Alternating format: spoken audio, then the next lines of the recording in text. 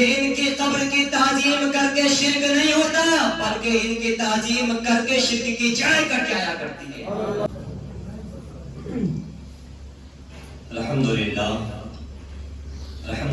رب العالمین والعاقبۃ للمتقین والصلاة والسلام علی سید الانبیاء والمرسلین وعلی آلہ واصحابہ اجمعین، اما بعد، اعوذ باللہ من الشیطان الرجیم، بسم اللہ الرحمن الرحیم۔ فقد قال اللہ تبارک و تعالی فی القرآن المجید والفرقان الحمید ولو انہم اذ ظلموا انفسہم جاءوک آمنت باللہ صدق اللہ مولانا العظیم وبلغنا رسولہ النبی الامین الکریم ونحن علی ذلک لمن الشاہدین والشاکرین والحمد للہ رب العالمین۔ غوث اعظم بمنے پہ سر و سامہ مددے، قبلۂ تھی مددے، کعبہ ایماں مددے، بگردہ بے بلا افتادہ گشتی، ضعیفان شکستانہ تو پشتی، بحق خواجہ عثمان ہارونی مدد کن یا معین الدین چشتی رضی اللہ تعالیٰ عنہ۔ قادری جمنا رہے یا غوث اعظمی زنم، دم ز شیخ احمد رضا خان قطب عالمی زنم۔ آئیے حضرات، کچھ عرض و معروض کا سلسلہ شروع کرنے سے قبل انتہائی عقیدت و محبت کے ساتھ گنبد خضرا کو نگاہوں میں بسا کر درود و سلام کی ڈالیاں نچھاور کریں۔ پڑھیے بآواز بلند اللہم صلی علی سیدنا و مولانا محمد مبارک وسلم، صلو علیہ صلاۃ و سلام علیک یا رسول اللہ صلی اللہ تعالی علیہ وسلم۔ اللہ رب العزت کا بے پایا فضل عظیم احسان عظیم ہے کہ اس نے اپنے پیارے محبوب صلی اللہ تعالیٰ علیہ وسلم کی امت میں پیدا فرمایا اور بے شمار انعام و اکرام سے ہمیں نوازا۔ رات جس آیت کریمہ کو عنوان سخن بنایا ہے، رب کائنات اپنے کلام میں ارشاد فرماتا ہے وَلَوْ أَنَّهُمْ إِذْ ظَلَمُوا أَنفُسَهُمْ جَاءُوكَ۔ اے محبوب، آپ اپنے گناہگار امتیوں سے فرما دیجئے کہ اگر آپ کے امتی اپنی جانوں پر ظلم کر لیں تو اے محبوب آپ کے دروازے پر حاضر ہو جائیں، کیونکہ تمہارا دروازہ ہی تو ہمارا دروازہ ہے، اور جس کو جو کچھ بھی ملا ہے وہ در رسول سے ملا ہے۔ ان کی بارگاہ میں جہاز کے گفتگو میں آپ ملاحظہ فرمائیں مدد طلب کرنا کیسا ہے، یہ انشاءاللہ آج کی گفتگو میں آپ ملاحظہ فرمائیں گے۔ لیکن افسوس اس بات کا ہوتا ہے کہ جن لوگوں نے اولیاء کاملین بزرگان دین کو معاذ اللہ مشرک کہہ دیا، بتوں کے ساتھ ملا دیا، سب سے پہلے تو آپ یہ ملاحظہ کر لیں کہ کسی قبر پر جا کر وہاں تعظیم کرنا، وہاں جا کر استمداد یعنی مدد طلب کرنا، اور وہاں گھر سے مزار کی نیت سے نکلنا ان لوگوں کے نزدیک محض بدعت ہی نہیں بلکہ شرک ہے، اور یہ شرک ان کے نزدیک ابو جہل کے شرک سے بھی بڑا شرک ہے، معاذ اللہ رب العالمین۔ یہ وہ عقیدہ ہے میرے بھائی عزیزو اور اہل سنت و جماعت جو میری بھولی بھالی قوم ہے، ان کے بہکاوے میں جو آ جاتی ہے، میں قرآن و حدیث کے ذریعے اور محدثین کا جو درجہ امتیاز تھا، ان کا جو طرز عمل تھا، وہ آپ ملاحظہ کریں گے، اور میں چاہتا ہوں کہ بس میری قوم جو ہے، جو پیغام صحابہ نے ہمیں دیا، تابعین نے ہمیں دیا، اولیاء کاملین نے ہمیں دیا، آج اسی عقیدے کو بریلی کی سرزمین سے میرے رضا نے دنیا کے کونے کونے تک پہنچایا ہے۔ صرف آپ کو اپنا ایمان کی حفاظت کرنی ہے۔ دیکھیں حضرات، ان لوگوں نے باقاعدہ فتویٰ لگایا کہ جو لوگ گھر کی نیت سے، مزار کی نیت سے گھر سے نکل جائے، ان کے بقول شرک ہو جائے گا۔ مدد طلب کرنا تو بہت دور کی بات ہے، جو اس مقام کی تعظیم کے پیش نظر گھر سے جائے تو اس کا یہ شرک ابو جہل کے شرک سے بھی بڑا ہو جائے گا۔ اور حضرات، سب سے پہلے تو آپ یہ اور پہلی امتوں میں میرے آقا کے زمانے میں یہ بتوں کے نام تھے یغوث، لات اور منات۔ اس امت میں اللہ نے اپنے محبوب بندوں کو پیدا فرمایا، غوث اعظم کو اس دنیا میں بھیجا، خواجہ غریب نواز کو بھیجا، علاء الدین صابر کلیری کو بھیجا، مخدوم سمنانی کو بھیجا، دیگر اولیاء کاملین کو بھیجا ہمارے درمیان ہماری رہنمائی کے لیے. تو ان ظالموں نے ان اولیاء اللہ کے مزارات کو ان بتوں کے ساتھ ملا دیا. اللہ اکبر. اور ان اولیاء اللہ کے جو ماننے والے تھے، معتقدین تھے، محبین تھے، ان اولیاء اللہ کی محبت جن سنیوں کے دلوں میں تھی، تو ان اولیاء اللہ کے ماننے والوں کو ان ظالموں نے مشرکین کے ساتھ ملا دیا. اللہ اکبر. اب آپ یہ دیکھیں، تھوڑی سی بات اور ملاحظہ کر لیں کہ سب سے پہلے تو آپ یہ ذہن میں رکھیں کہ قبر کی حیثیت کیا ہے. قبر اصل میں ہے کیا؟ عمومی طور پر قبر کو ایک گڈھا سمجھا جاتا ہے جس میں ہم اپنے مردے کو ڈال دیتے ہیں، اور جب بندے کو اس میں ڈال دیا تو وہاں سے فائدہ کیا ہو سکتا ہے، اس جگہ کی ویلیو کیا ہو سکتی ہے.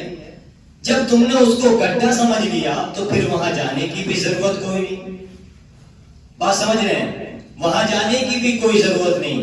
لیکن آؤ سنی زندہ دل غیرت مند مسلمانوں، نبی کا کلمہ پڑھنے والوں، نبی کے فرمانے عالی شان سنو. جامع ترمذی کی حدیث پاک، اللہ کے رسول ارشاد فرماتے ہیں، انما القبر روضۃ من ریاض الجنہ او حفرۃ من حفر النار.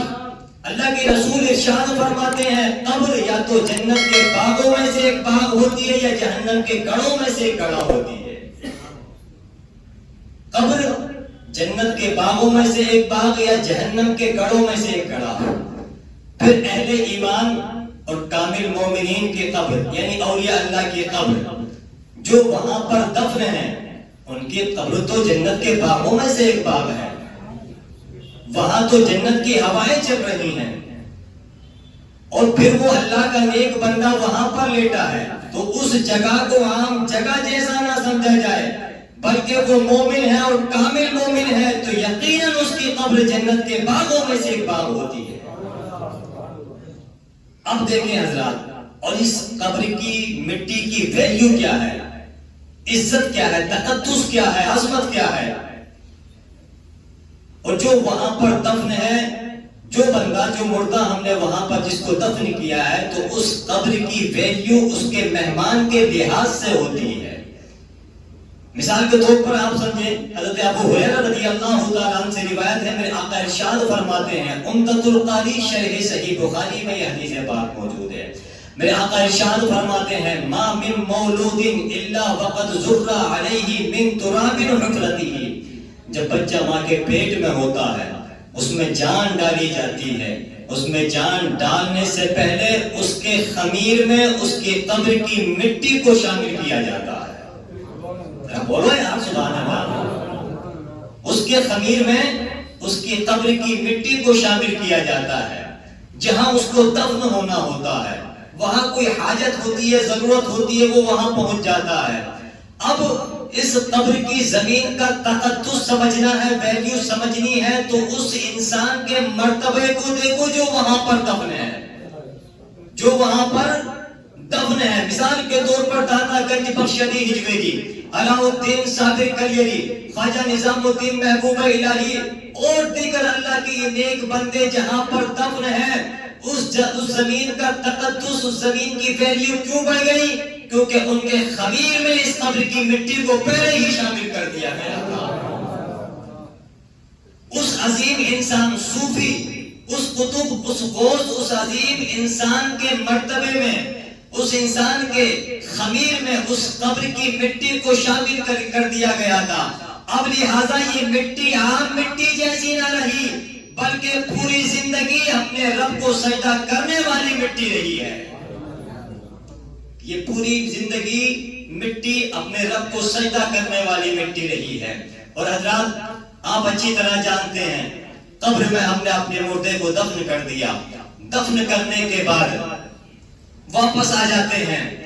اب جب یہ 3 سوالات ہوتے ہیں، جوابات بندہ انسان دے دیتا ہے، مردہ دے دیتا ہے. دینے کے بعد کیا ہوتا ہے آپ اچھی طرح جانتے ہیں. میرے آقا نے پہلے ہی فرما دیا، قبر یا تو جنت کے باغوں میں سے ایک باغ یا جہنم کے گڑھوں میں سے ایک گڑھا ہوتی ہے. اب ذرا سنو، تینوں سوالات کے جواب بندہ دے دیتا ہے. دینے کے بعد آسمان سے آواز آتی ہے ان صدق عبدی فافرشوہ من الجنہ. ترجمہ سنو گے تو یار انشاءاللہ مچل جاؤ گے. آسمان سے آواز آتی ہے میرے بندے نے سچے جواب دیے ہیں، لہٰذا اب اس کو عام طرح سے مت رکھو. جس طرح چند لمحے حساب سے پہلے اس کے گزرے تھے وہ لمحے، اس طرح مت رکھو، بلکہ اس کی قبر میں جنتی فرش بچھا دو. اس کی قبر میں جنتی فرش بچھا دیا جاتا ہے. اب آگے سنو، وَالْبِسُوهُ مِنَ الْجَنَّةِ وَافْتَحُوا لَهُ بَابًا إِلَى الْجَنَّةِ. اس کو جنتی لباس پہنا دو. جنتی لباس اس مردے کو پہنا دیا جاتا ہے اور جنت کی کھڑکی اس کی قبر میں کھول دی جاتی ہے. اب مجھے بتاؤ میرے عزیزو، جس جگہ جنت کی ہوائیں چل رہی ہوں، جس جگہ جنتی فرش بچھا دیا گیا ہو اور اللہ کے رسول نے اس کو ریاض الجنہ قرار دے دیا، تو پھر اس قبر کو دیکھنے میں حرج کیا ہے؟ پھر اس قبر کو دیکھنے میں حرج کیا ہے؟ اس کی نیت سے جانب سے محروم کون رہے؟ اعتراض کیوں کرتے ہو؟ اس کی قبر کی زیارت کرنے میں، دیکھنے میں، گھر سے نکلنے میں اعتراض کیا ہو سکتا ہے؟ لیکن میرے عزیزوں، انہوں نے صرف قوم کو بھٹکانا شروع کیا ہے، قوم کو دوسری ٹریک پر لے جانا شروع کیا ہے. آپ انشاءاللہ ملاحظہ کریں گے. آؤ میں آپ کو ایک تابعی کا عقیدہ بیان کرنے لگا ہوں، اور وہ عقیدہ کیا ہے؟ حضرت امام محمد بن منکدر رحمت اللہ تعالی علیہ کی ذات گرامی ہے. یہ صحابہ کرام کے زمانے کے بالکل قریب ہیں، اور انہوں نے کتنا کن سے پڑھا ہے، اور ان کے نام آپ سنو گے تو یاد مچل جاؤ گے. انہوں نے کن سے پڑھا ہے؟ سب سے پہلے تو حضرت ام المؤمنین عائشہ صدیقہ رضی اللہ تعالی عنہا سے انہوں نے پڑھا ہے، حضرت ابو ہریرہ سے انہوں نے پڑھا ہے، حضرت عبداللہ ابن عباس سے انہوں نے پڑھا ہے، حضرت عبداللہ ابن زبیر اور دیگر صحابہ کرام سے ملاقات انہوں نے کی ہے، اور شاگردگی کا شرف ان کو حاصل ہوا ہے. ہجری 31 ان کی یوم ولادت ہے. اللہ اکبر. اور پھر جب ان کے شاگرد جو ہیں وہ امام اعظم ابو حنیفہ ہیں، ان کے شاگرد ہیں امام مالک، اور امام جعفر صادق رضی اللہ تعالیٰ عنہ ان کے شاگرد ہیں، جن کے حضرت امام محمد بن منکدر رحمت اللہ تعالیٰ علیہ کے. اللہ اکبر. آپ اندازہ لگاؤ، جن کے شاگرد اتنے بڑے عظیم ہوں، فقہا محدثین ہوں، تو وہ خود کتنا بڑا امام ہوگا، وہ خود کتنا بڑا امام ہوگا. اب ان کا عقیدہ کیا ہے؟ اگر پھر حضرت امام اعظم کے ہزاروں شاگرد، اور امام بخاری کو جس کا یہ آج رونا روتے نا، امام بخاری جو تھے امام اعظم کے شاگردوں کے شاگرد ہیں. امام بخاری، امام بخاری کے جو استاد ہیں وہ امام اعظم کے شاگردوں کے شاگرد ہیں. ان سے اوپر مکمل ایک نیٹ ورک ہے حضرت امام مالک کا، امام اعظم کا، امام جعفر صادق کا، اور یہ نیٹ ورک جہاں سے چلا ہے وہ ذات کا نام امام محمد بن منکدر رحمت اللہ تعالیٰ علیہ کی ذات گرامی ہے. اگر میرے پیارے سارا حوض گندا ہو جائے تو پھر وہ بچا ہوا پانی پیے گا کون؟ اور پھر ان سے ہزاروں لاکھوں شانیں نکلی ہیں. اب ان کا عقیدہ سنو. ان کا عقیدہ کیا ہے؟ اللہ رب العزت اپنے کلام میں ارشاد فرماتا ہے وَلَوْ أَنَّهُمْ إِذْ ظَلَمُوا أَنفُسَهُمْ جَاءُوكَ. اے محبوب، آپ اپنے گناہگار امتیوں سے فرما دیجئے کہ اگر یہ اپنی جانوں پر ظلم کر لیں تو اے محبوب آپ کے دروازے پر حاضر ہو جائیں، کیونکہ تمہارا دروازہ ہی ہمارا دروازہ ہے. امام ذہبی علیہ الرحمہ اپنی کتاب سیر اعلام النبلاء میں فرماتے ہیں کہ امام محمد بن منکدر رحمت اللہ تعالیٰ علیہ اکثر در رسول پر بیٹھے رہتے تھے، در رسول پر بیٹھے رہتے تھے. آیت کریمہ کو اپنے ذہن میں رکھیں، اور میں اعلیٰ حضرت کا شعر آپ کی سماعتوں کی دہلیز تک پہنچاتا ہوں، کیونکہ اعلیٰ حضرت کا شعر سمجھنے کے لیے عشق رسول سینے میں ہونا بہت ضروری ہے. اور یہ شعر ایسا ہے، اعلیٰ حضرت کے جتنے بھی کلام ہیں اس شعر کو سمجھنے کے لیے یا تو وہ آیت قرآنی کی ترجمانی کرتا ہے یا کسی حدیث کی تفسیر بیان کرتا ہے. اعلیٰ حضرت فرماتے ہیں کہ مجرم بلائے آئے ہیں جاؤک ہے گواہ، مجرم بلائے آئے ہیں جاؤک ہے گواہ، پھر رد ہو کب یہ شان کریموں کے در کی ہے.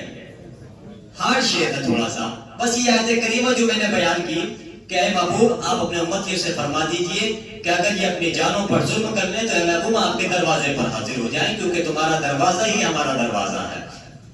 تو حضرات اعلیٰ فرماتے ہیں کہ مجرم بلائے آئے ہیں جاؤ کہیں گواہ، پھر رد حکم یہ شان قدیموں کی در کی ہے۔ اب ذرا سنیں، حضرت محمد بن منکدر رحمت اللہ تعالی علیہ در رسول پر بیٹھے رہتے تھے، در رسول پر بیٹھے رہتے تھے، اور جب وہاں پر بیٹھے رہتے تھے تو اور یہ کیونکہ ان کا یہ عقیدہ تھا کہ میرے نبی صلی اللہ تعالی علیہ وسلم مجھے نوازتے ہیں اور ہر بار نوازیں گے انشاءاللہ، یہ ان کا عقیدہ تھا۔ ان کو ایک ایسا مرض تھا یا کوئی ایسی وجہ تھی کہ یہ بولتے بولتے ان کی زبان ساتھ چھوڑ جایا کرتی تھی، زبان خاموش ہو جایا کرتی تھی، بولنا ان کے لیے دشوار ہو جایا کرتا تھا۔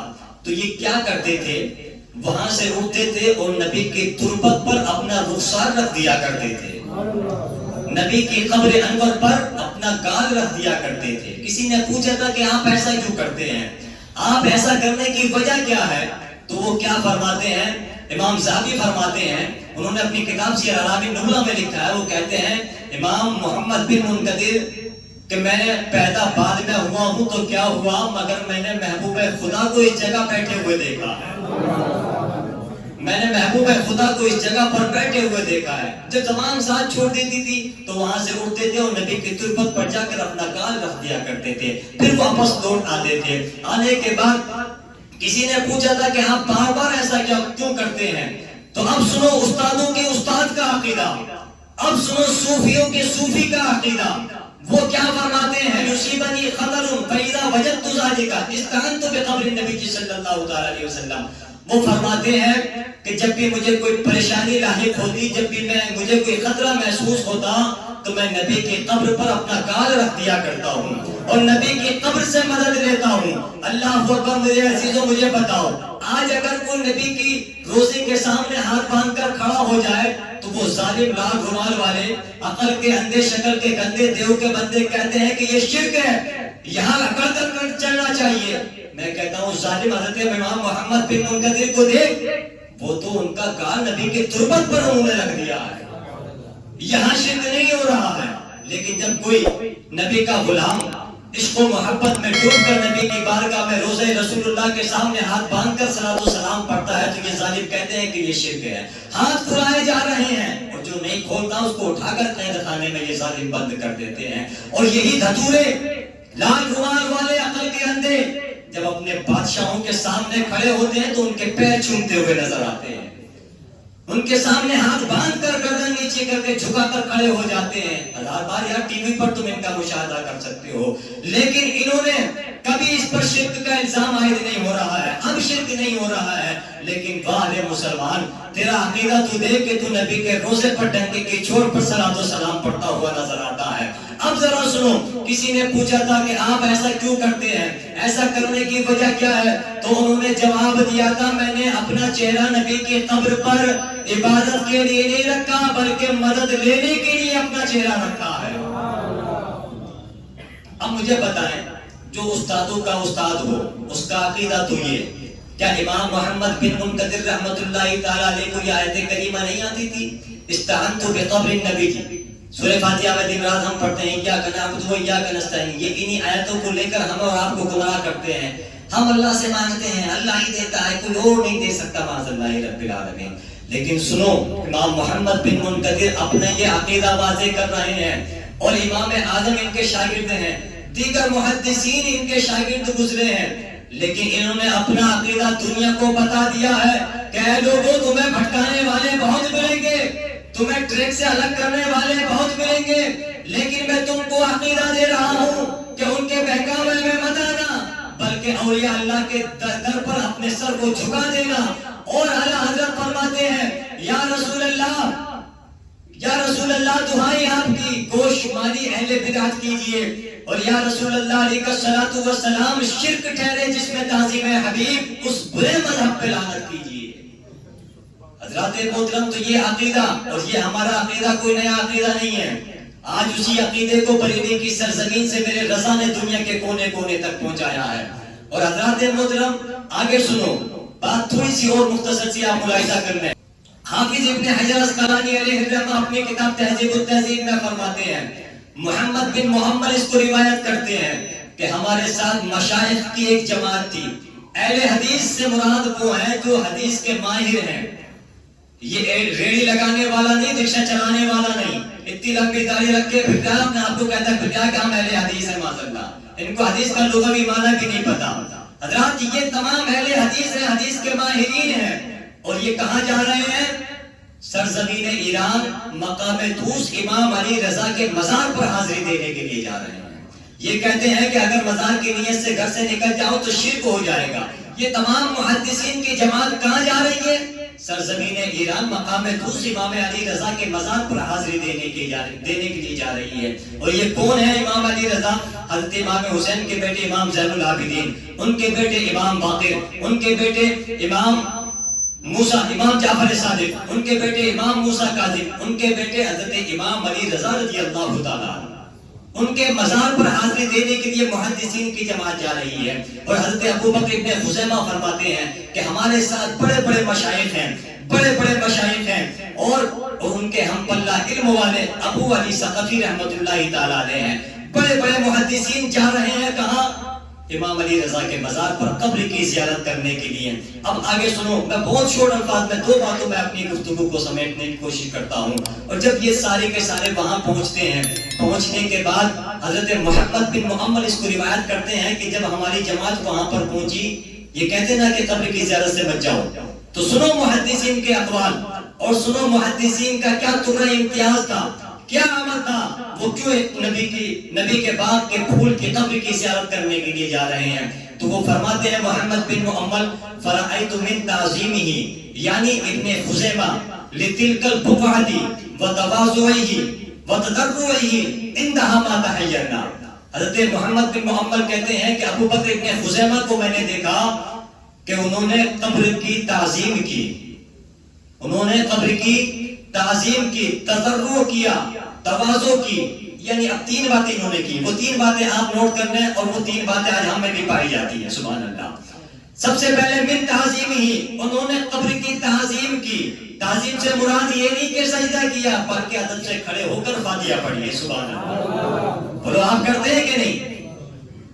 انہوں نے قبر کی تعظیم کی ہے. وتضرعہ وتواضعہ، یعنی کہ عاجزی کے ساتھ کھڑے ہو گئے ہیں، اپنے آپ کو عاجز کر دیا ہے اس در پر جا کر. وتضرعہ، آنکھوں سے آنسو جاری ہو گئے ہیں. سبحان اللہ. آج یہ کام ہم بھی کر رہے ہیں. اور یہ ظالم آج اسی کو کہتے ہیں کہ مزار کی نیت سے گھر سے باہر بچ جاؤ، شرک ہو جائے گا. اور ان کا یہ شرک ابو جہل کے شرک سے بھی بڑا ہو جائے گا. میں کہتا ہوں کہ کعبے کی فضا میں بیٹھ کر اس مولوی خطیب سے کہ جنہوں نے پوری امت کو مشرکین کا الزام دیا، اب تجھے پتا نہیں کہ یہ تمام محدثین کی جماعت جا رہی ہے. اور حضرت ابو بکر ابن خزیمہ کا اتنا بڑا نام ہے کہ 140 کتابیں حدیث کی انہوں نے لکھی ہے. ان کو امام الائمہ بھی کہا جاتا ہے اور حدیث میں ان کو حجت بھی مانا جاتا ہے.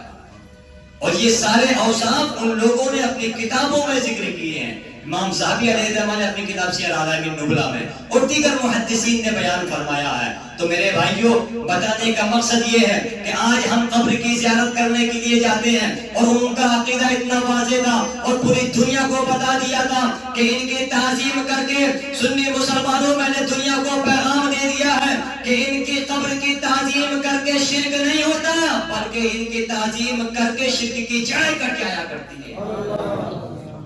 تو آج ہم تضرع بھی کرتے ہیں، عاجزی بھی کرتے ہیں، ادب سے کھڑے ہو کر فاتحہ وغیرہ بھی پڑھا کرتے ہیں. لیکن میرے بھائی، ایک المیہ جو ہم میں پایا جاتا ہے، ناخن بڑے ہو جائیں تو ناخن کاٹے جاتے ہیں، انگلی نہیں کاٹی جاتی ہے.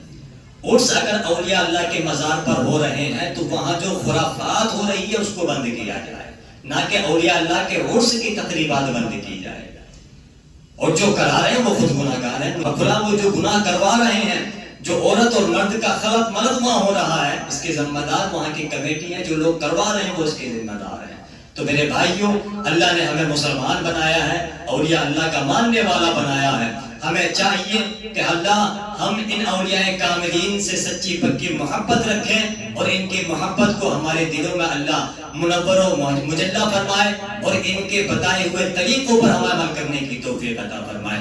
آگے اور محدثین کی جو باتیں ہیں ان کا کیا عقیدہ ہے وہ آئندہ جمعے کو اللہ نے زندگی رکھی تو آپ ملاحظہ فرمائیں گے. رب قدیر کی بارگاہ میں دعا ہے مولا تبارک و تعالی ہم سب کو ان ساری باتوں پر عمل کرنے کی توفیق عطا فرمائے. کلمہ طیبہ پڑھی جی لا الہ الا اللہ محمد رسول اللہ استغفر اللہ ربی من کل